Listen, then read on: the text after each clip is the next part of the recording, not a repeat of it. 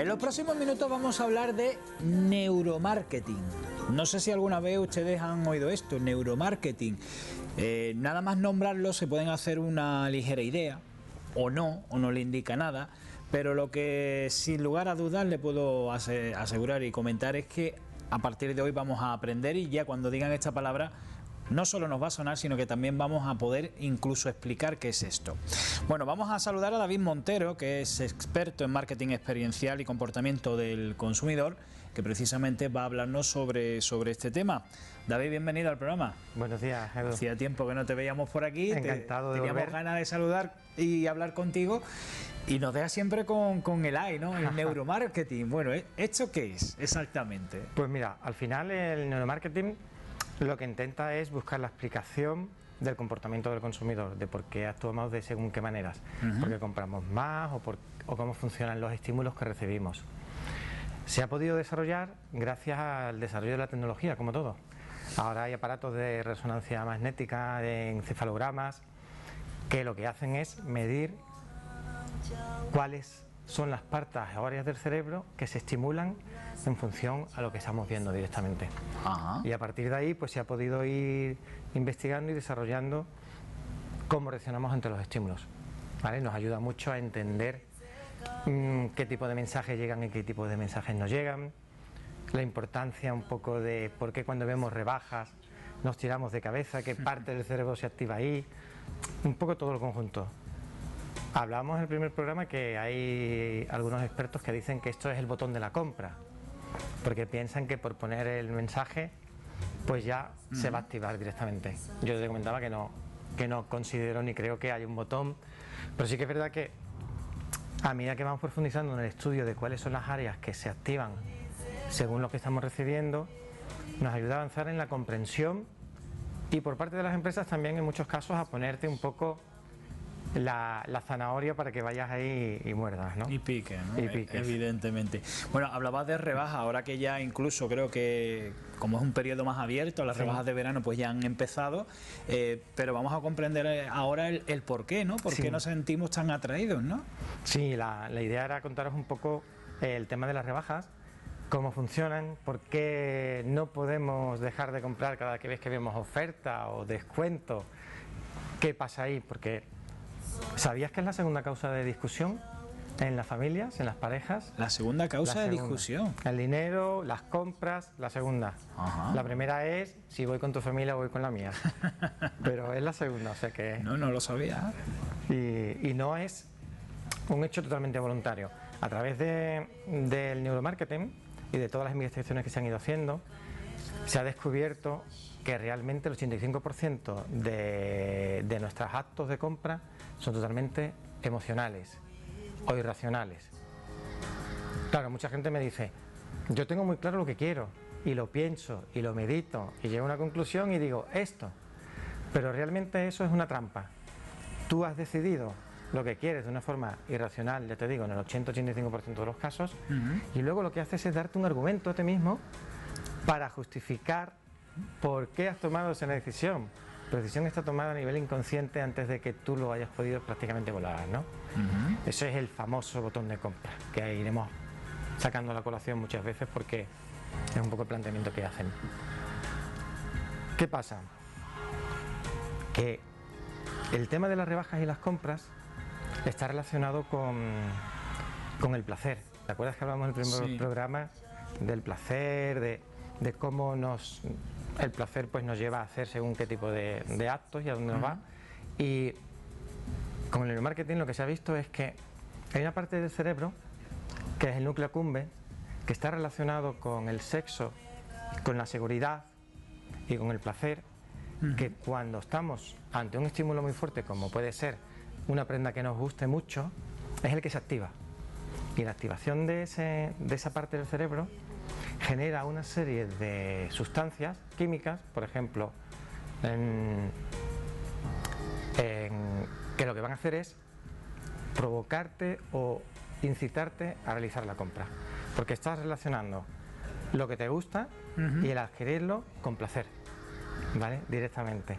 Entonces son decisiones que son no conscientes, Un impulso, ¿no? Impulsivas puede ser. Son impulsivas, ¿vale? Una de las sustancias, por ejemplo, es la dopamina, que se segrega en muchas situaciones, pues en esta situación también.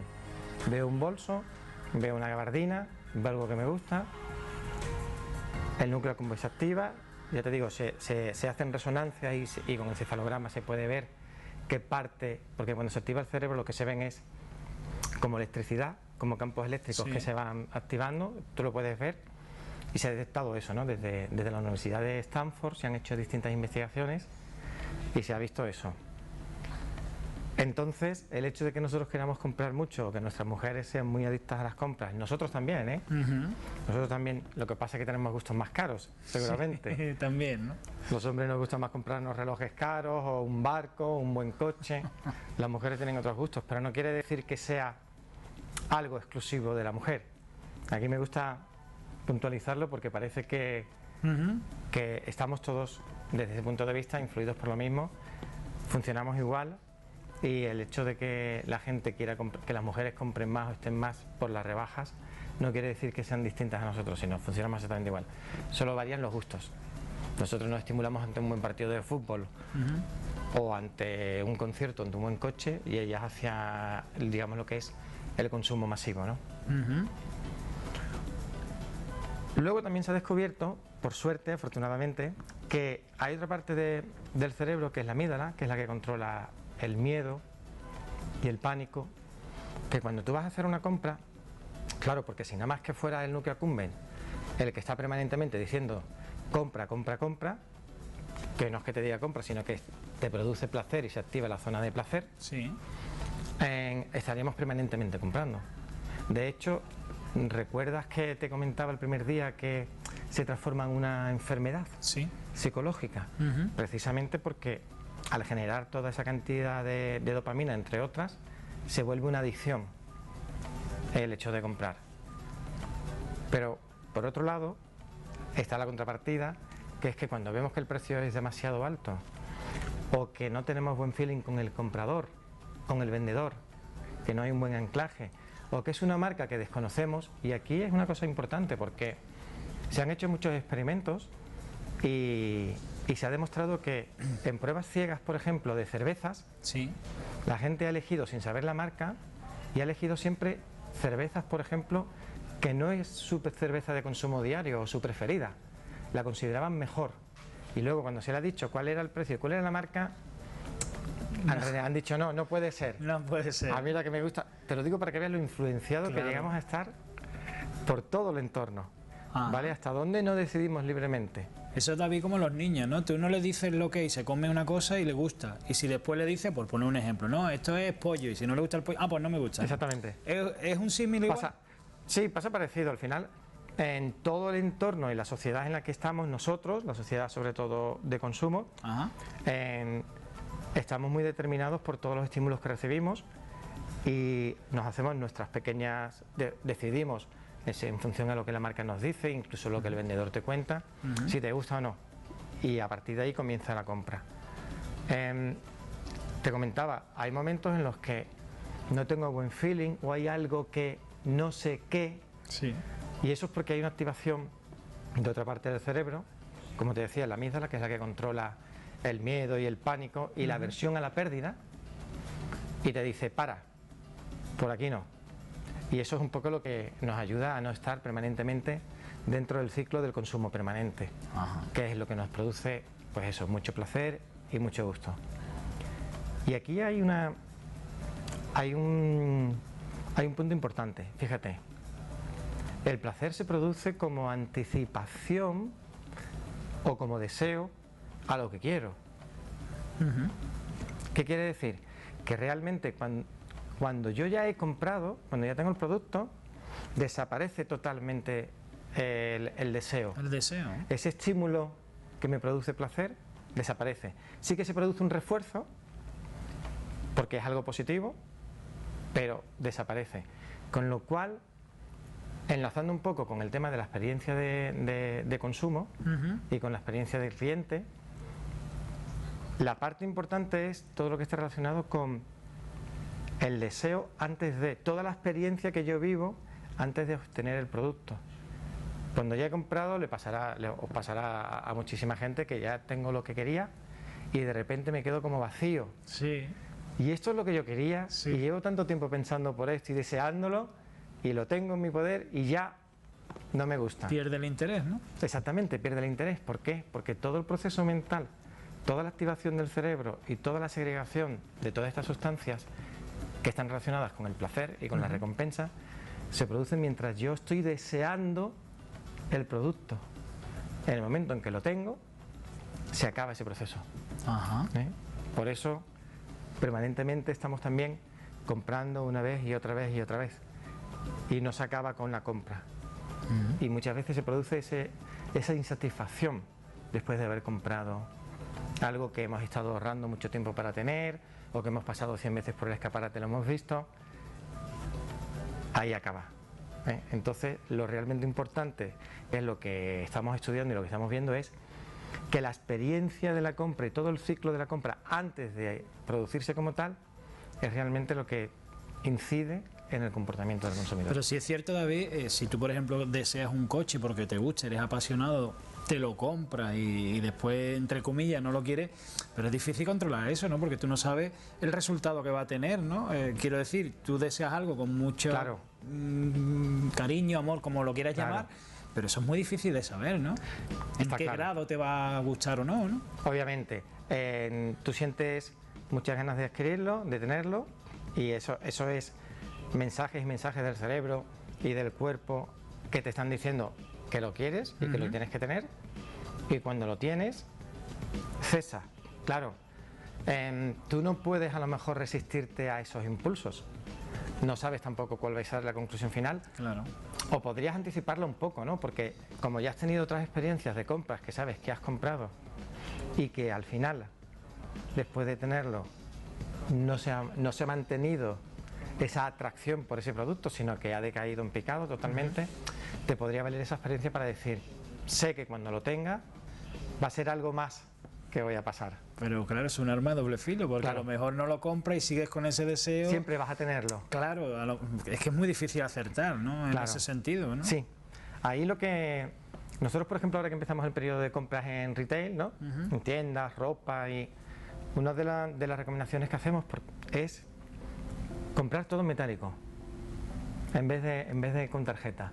¿Por qué? Porque cuando yo pago con tarjeta, inconscientemente no me doy cuenta de que estoy, o sea, para mí no estoy haciendo la compra en ese momento, no es una compra inmediata, es algo que va a llegar a posteriori como cargo, como gasto, pero en ese momento lo tengo asociado no a una compra inmediata. Es como que me llevo el producto y no me ha supuesto ningún tipo de, entre comillas, peligro. Y coste. Y coste. La activación en este caso de la amígdala pues no es tan fuerte.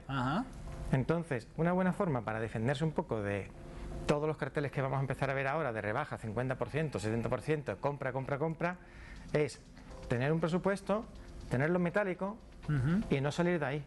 Porque al final podemos encontrarnos con 50 o 100 pares de zapatos y de prendas después de las rebajas que no nos van a ni siquiera a satisfacer, no nos va a llevar a una satisfacción por todo el proceso de la compra. Creo recordar, ha dicho que la amígdala es quien te corta ese deseo, digamos. Sí. Es correcto, pero se ha dado el caso, se conoce en caso que a lo mejor esa amígdala no funcione como debe y hay una persona que sea ya compulsiva, digamos, ¿no? Vale, hay casos en los que la amígdala no funciona, pero no, vamos a ver, el hecho de la compra compulsiva se produce porque la personalidad de cada individuo está más expuesto a las sustancias. Hay gente que bebe y bebe muchísimo y bebe y bebe y bebe y no para. Y no para. Hay gente que fuma muchísimo o que se hace mucho deporte. Está la gente que tiene una enfermedad que es la vigoresia, porque hacen mucho deporte, y al final estamos hablando de lo mismo. En vez de ser alcohol o ser tabaco, son sustancias que crea nuestro propio cuerpo que también nos hacemos adictos. De hecho, la misma sustancia que nos hace adictos a comprar es la que nos hace adictos a las drogas. ¿Es la misma? Es la misma. Imagínate el paso que hay.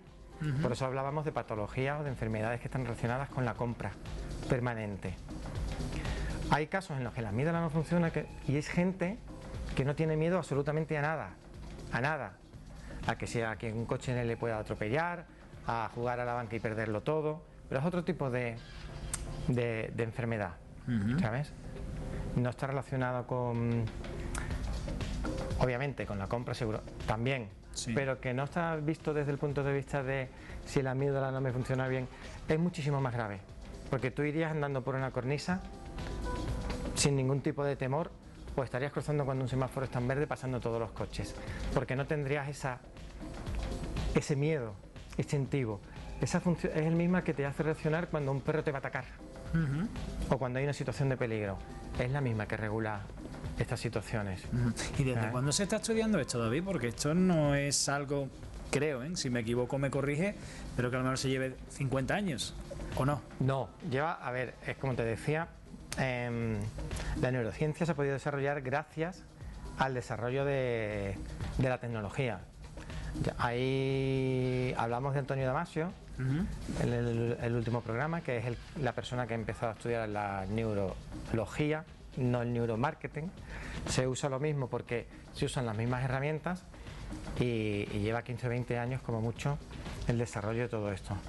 O sea, que todavía tenemos que aprender mucho. Bueno, primero vosotros, que sois los profesionales, y nosotros que os escuchamos, ¿no? Estamos un poco empezando a entender y a ver cosas tan curiosas como que el hecho de poner el tabaco mata en un paquete genera ansiedad, y esa ansiedad hace que consumas más. Por ejemplo, ¿sí? ¿El efecto contrario? El efecto contrario.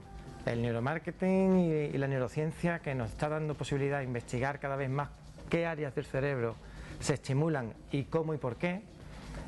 Han habido campañas en las que se ha planteado en algunos países quitar esas imágenes, porque se ha demostrado que en vez de ayudar a reducir el consumo del tabaco, lo que hacía era potenciarlo.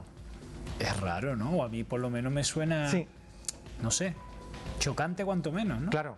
Al final uno piensa que la reacción va a ser negativa, pero claro, es lo que te decía, la gente que fuma, pues fuma muchas veces para reducirse la ansiedad, porque están en estrés, y el visualizar una imagen de ese tipo le produce una ansiedad, le produce ese estrés de a lo mejor poder verse en esa situación, y eso hace que se incremente el consumo. Te da más ansiedad y rápidamente, yo no sé si tú fumas, pero No, yo en mi caso no.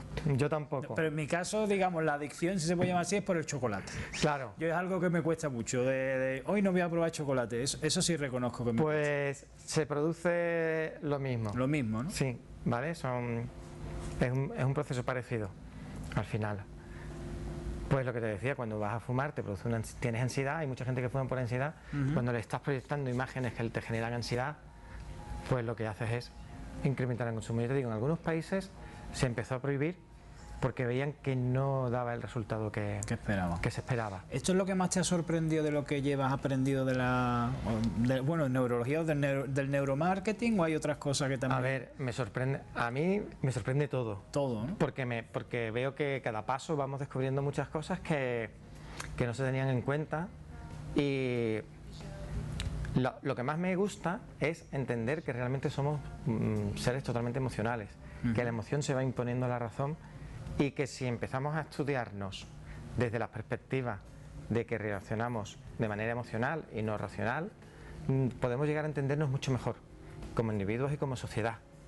Eso es una de las partes que más me interesa y más me ha llamado la atención. Luego sí que hay muchos experimentos, como el que te decía de la cerveza, Sí. que tú dices, mi cerveza es X, y cuando te dicen que pruebes a ciegas, resulta que no. Me ha gustado mucho y me ha llamado mucho la atención hasta dónde la marca produce un anclaje, que se llama además anclaje, un anclaje emocional con el consumidor, de tal manera que, aunque sea peor, como se hacen en pruebas ciegas, tú sigues prefiriéndola y tú sigues eligiéndola, ¿no? Entonces, en ese sentido somos muy cabezotas, ¿no? Sí, en ese sentido las marcas se lo trabajan muy bien, intentan proyectarte pues sensaciones, emociones, que tú estés relacionado. Por ejemplo, Nike, si eres deportista, mejor vínculo que puedes tener con Nike, ¿no? No puedes tener con nadie, porque son todos deportistas de élite, la ropa está pensada para ti, hacen grupos a los que tú perteneces para ir a correr, donde ponen los tiempos. Llega tal unión con las marcas que al final ese vínculo emocional supera a que si el tejido es mejor o peor, o me da mejor o peor resultado. En esa liga es en la que están empezando a jugar muchas marcas. Están viendo un poco que ese sí que es el camino. Crear vínculos emocionales y ligarse con su consumidor, que es una relación mucho más compleja de crear, pero también mucho más duradera, porque vas a poder perdonar, y sobre eso podemos hablar otro día, y por qué los deslices de las marcas. Y cuando te hablo de marca, te hablo de Ronaldo, que es una marca, por ejemplo, ¿vale? O de cualquier político. Ahí ligaríamos con cuál es la asociación que tenemos tan fuerte con la marca, que cuando Ronaldo se estrella a 250 kilómetros por hora con el coche, algo que es totalmente repoblable a nivel moral, nosotros no lo hacemos. Entonces, curioso, ¿no? Es un mundo muy amplio, está en desarrollo, cada vez se van sacando más conclusiones, más datos, pero la verdad es que el cerebro es tan complejo que queda tanto y tanto por desarrollar. Pues sí. Además de ese anclaje que tú comentas, David, si encima a las personas por regla general nos cuesta cambiar, se junta el hambre con las ganas de comer, ¿no? Como decimos, ¿no? Sí, claro. Hay una serie de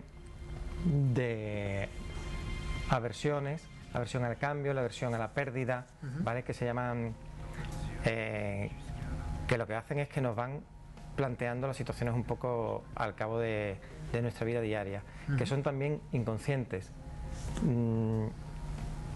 Por ejemplo, la aversión a la pérdida es algo que tenemos nosotros como un reflejo, digámoslo así, a nivel mental, que nos hace tener más miedo a perder que a ganar, un poco encauzado con lo que hablamos sobre las compras, ¿no? Sobre el miedo a gastar más de lo que podemos tener, o que no haya esa unión con ese producto.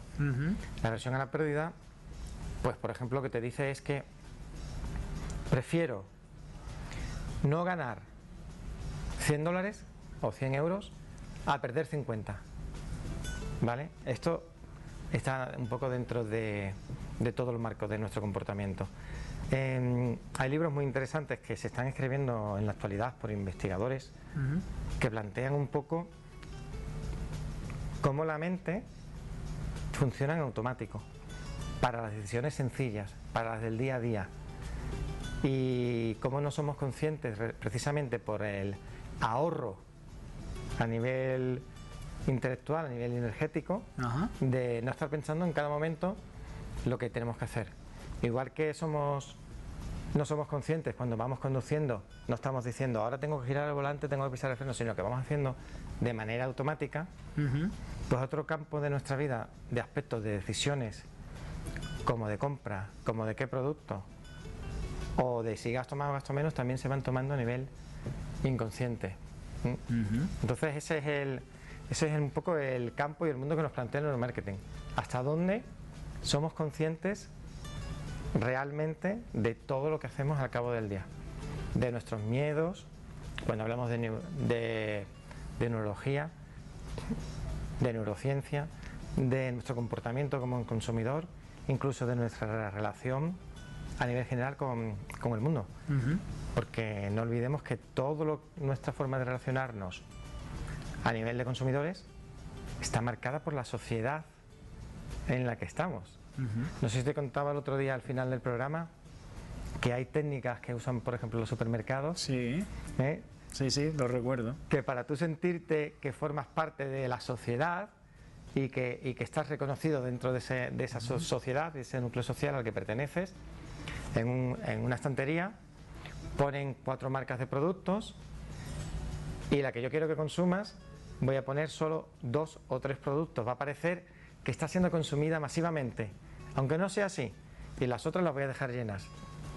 Tú inconscientemente, porque tú no lo piensas, vas a coger esa marca, ese producto donde la estantería está mucho más vacía, porque para ti es una forma de aprobación social.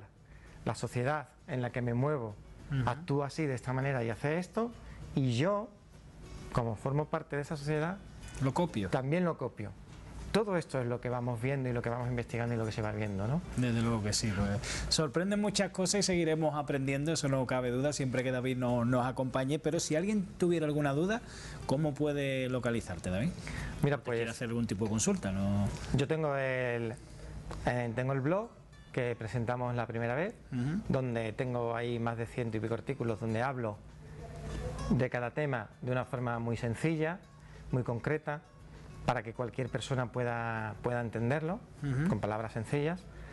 Y bueno, y luego pues yo estoy disponible siempre para cualquier tipo de... El nombre del blog, vamos a recordarlo. Kaizen Marketing. Kaizen Marketing, aquellos que quieran curiosear. Exactamente. Y ahí te localiza incluso con números de contacto, etcétera. No tengo el número de contacto, pero vamos, el número de contacto os lo puedo dejar. Si lo quiere decir, pues... Sí, yo estoy disponible en el blog, estoy localizable, y luego pues mi teléfono, 607-543-542. ¿Lo repetimos, por favor? 607-543-542. Y ahí pues para cualquier tipo de consulta, de colaboración, de duda que surja, estoy siempre a disposición. Totalmente. Pues David, te esperamos pronto para seguir aprendiendo, y gracias por esta forma de ver la vida, que nosotros no somos conscientes, que lo estáis aprendiendo los profesionales y nos lo estáis trasladando, y bueno, pues esto nos ayuda en definitiva a seguir viviendo, ¿no? Pues nada, sí, iremos viendo cómo van habiendo nuevas investigaciones que nos harán profundizar realmente en por qué nos comportamos así, y ya no solo a nivel de consumidores, sino en relación con el resto de la sociedad. Muy interesante, muy apasionante. Los próximos años serán muy interesantes. Sí. Bueno, pues lo dicho, dentro de poquito te tenemos otra vez para hablar. Perfecto, muchísimas gracias. Y enhorabuena, ¿eh? Muchas gracias. Bueno, pues vamos a hacer un nuevo alto publicitario y enseguida regresamos aquí en La Mañana.